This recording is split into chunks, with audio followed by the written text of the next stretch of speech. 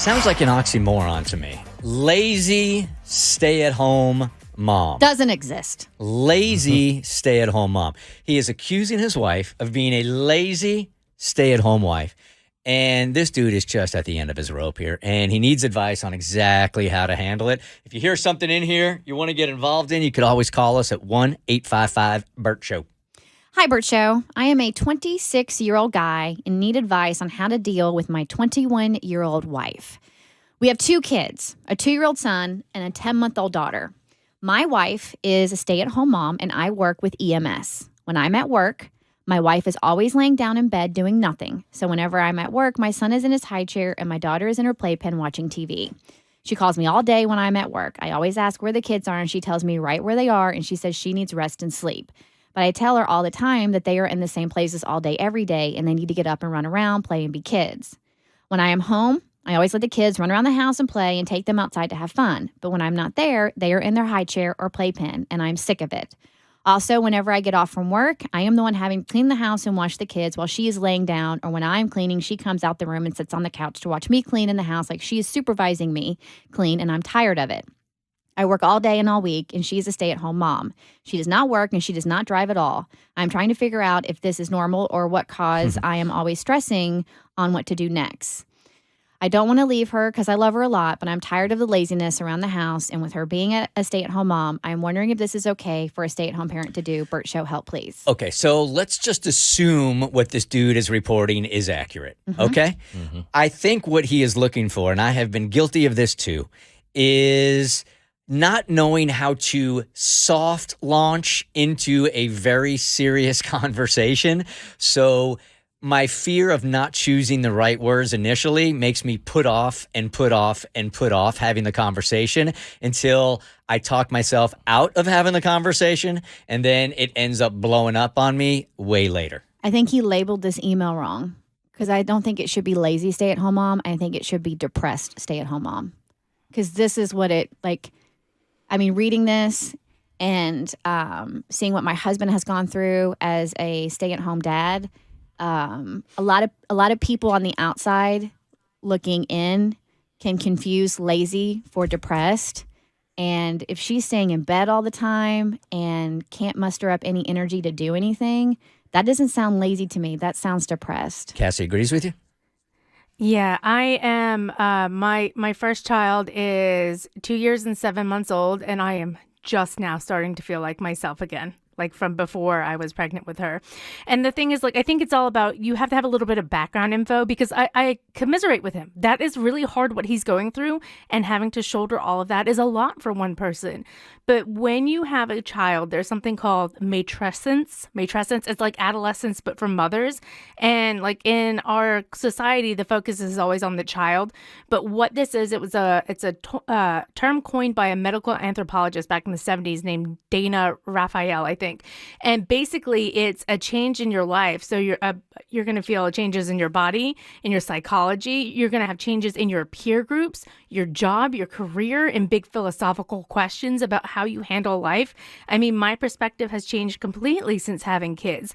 And so it's going through this phase of trying to figure out who you are now, and that can last up to 3 years, and if you're resistant to it, up to 10.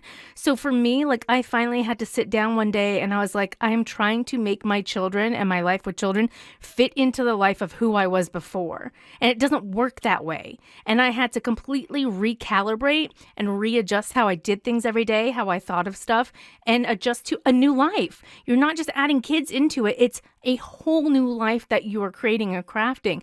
And you add in postpartum depression or hormones and all those changes, it's overwhelming and it's a lot. And I've been really open about my postpartum depression.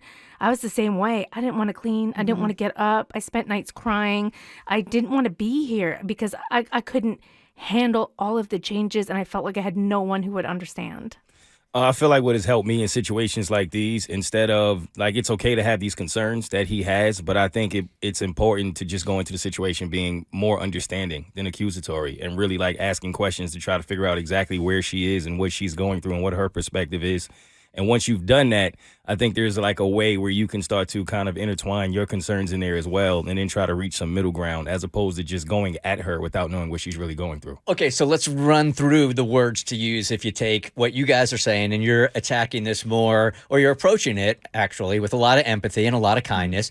So what are the words he uses initially to express his concern without it sounding accusatory? Well, he works in EMS, so he has hospital and medical professionals at his I don't want to say disposal, but that he can utilize and give him some guidance.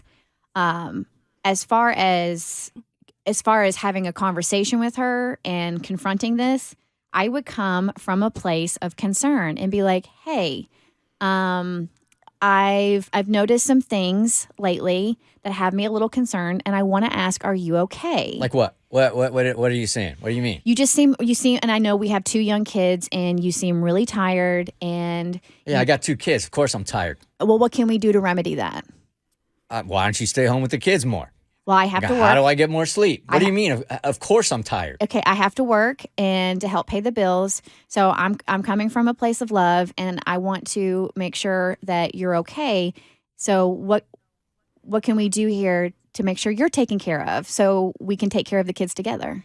You know what? I love you. I wasn't giving up. I was not going to give love up. you. You're right. Cass. Give him the words to use to get into this.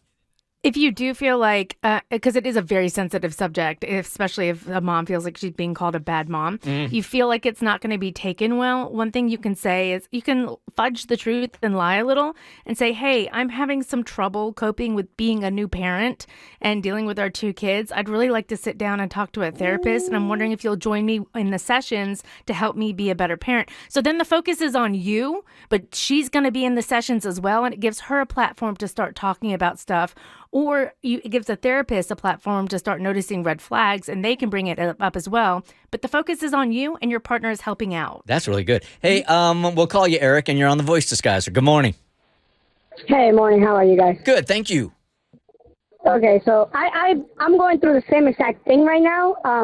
With my wife, we have 8-month-old, and then we have a 5-year-old. And I work all day, 12-hour shifts, 10-hour shifts, and I get home.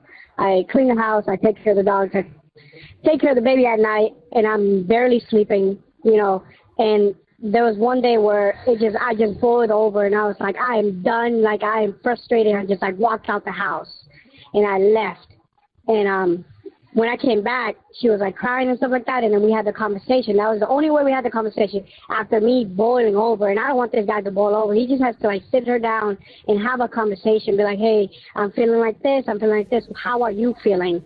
And have that conversation. It's going to be hard, but he has to have that conversation, because when you boil over, yeah, we're fine now, but at first, those first few months of us after me boiling over, it was so awkward. She would be like, "Oh, I have to clean now because I don't want you to feel like blah, blah, blah," putting it in my face and stuff like that. So I don't want him to go through that. He just needs to sit down and have that initial conversation with her and be like, "Hey, babe, I'm feeling like this. How are you feeling? How can you help me and I can help you at the same time?" It's a great call, Eric, man. Thanks for taking the time to call us, dude. Appreciate it. Thank you. Yeah, Mo. I think once you approach all of this stuff as a team, man, it makes it way easier. Mo, you still want kids? The Bert Show. Like what you just watched? Well, you can get way more of The Bert Show on Apple, Spotify, Stitcher, or wherever you get your favorite podcast.